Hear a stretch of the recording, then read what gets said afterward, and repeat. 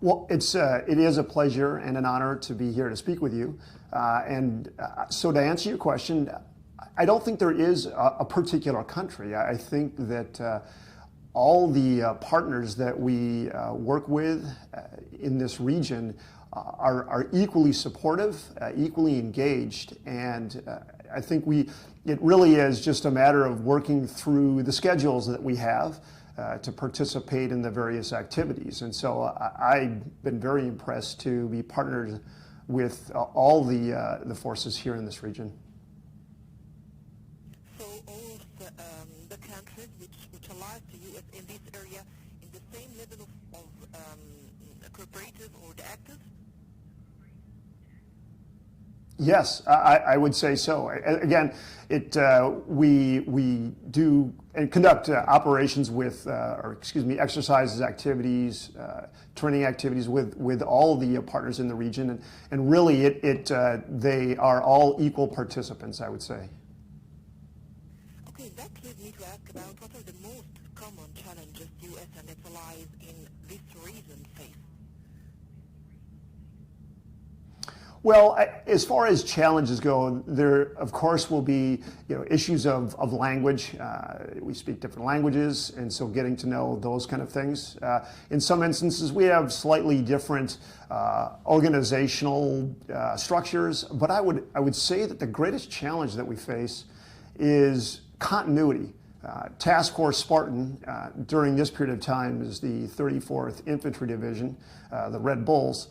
Will only be here for 9 months.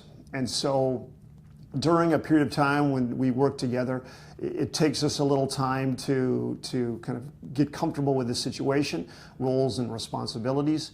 And then suddenly you find yourself about ready to transition with another organization. And so I would say that the biggest challenge we face, and I think it comes from both the United States military as well as our partners, is that the transition that takes place and the continuity that's needed to comfortably work together as partners.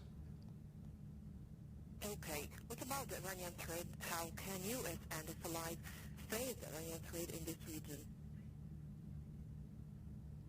Well, I think, as I said before, it really is the partnership. And so, having a cohesive partnership in the region with our partners, conducting exercises, activities, seminars, I think is really the best way that the Task Force Spartan can help, mitigate issues, malign activities in the region. And so the regular nature of the exercises that we conduct, the cooperation that exists between the regional partners, I think is really the best way that we can achieve levels of success in dealing with challenges in the region.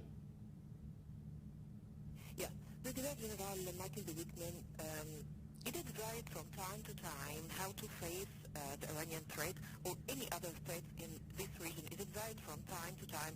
Let's speak, for example, this time about the Iranian threats. Is it varied how to deal with it?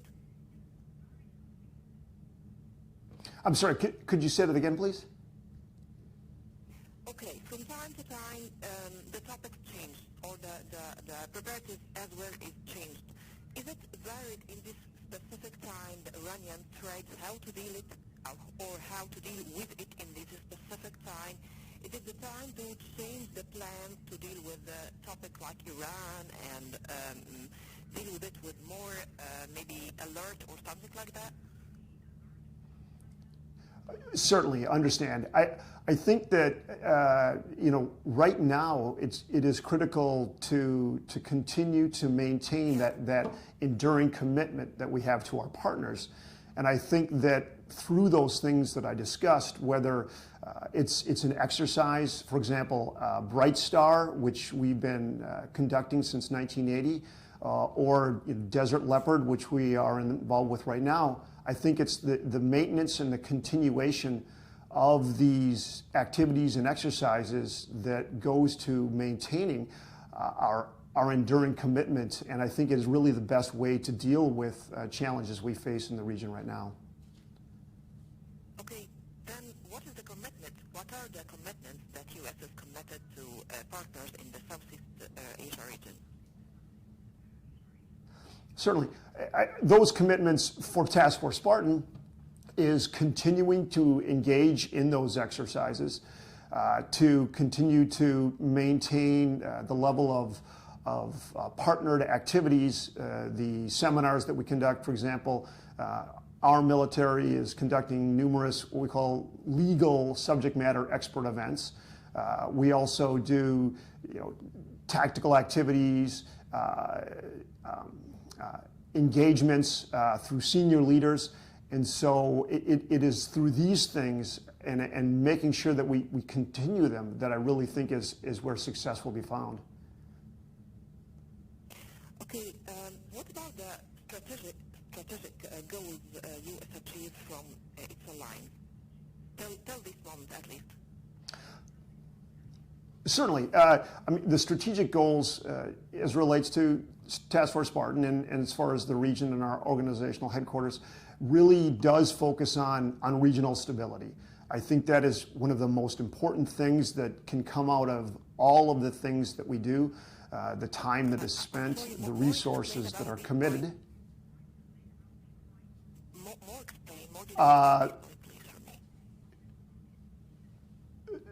Certainly. So again, as a strategic goal, maintaining a cohesive relationship, making sure that we have a solid relationship with our partners, and making sure that there is stability, and so that the regional partners know that they can count on each other wherever there is a threat from wherever any type of outside influences.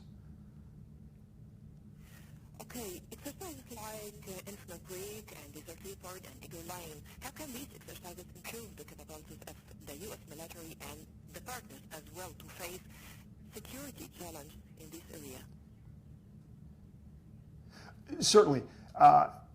In response to any type of threat, the ability to work together as a cohesive team, as partners, I think really is the most significant thing. And the constant activities related to exercises, the ability to be interoperable, to be able to work together when there are different languages, different types of equipment, different organizational structures.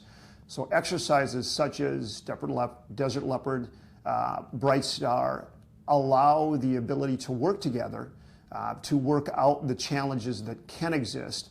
And so when there is some type of a fracture, or when there is some type of a situation, that there is already a comfort level with these organizations, the military organizations working together, and so as to not have to kind of experience it when the crisis is actually occurring. And so what you'd see, especially the National Guard, the 34th Infantry Division being a National Guard entity, frequently finds itself participating with both different types of military organizations from within the region, but also when we're back home, is, for example, dealing with our civil partners. And so being able to exercise through the challenges that we face ahead of time allows us to be much more prepared when a crisis or something occurs. Okay, right now I guess in this area it's critical or something like that. What are the future or the aims U.S. in this area, forces in this area aim to do or seek to do?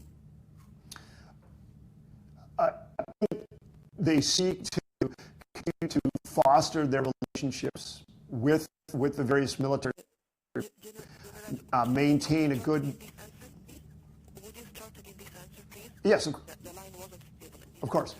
Start again.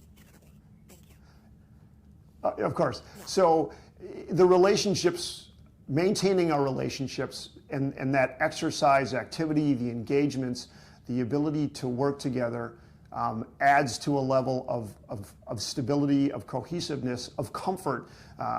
And so maintaining those relationships with our military partners, understanding how we do things, I think is really the most important aspect that we can bring to the region especially with all of the activity taking place right now. Okay, this is the most important thing right now, I guess. Yes, is really honestly, it is enduring commitment, regional stability, and just strong partnerships are the critical things as far as Task Force Spartan is concerned.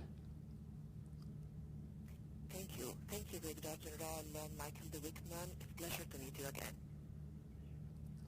And it's been a pleasure and an honor, and thank you for your time. Thank you. Thanks a lot. Bye-bye. Bye-bye. Bye. General, we're clear.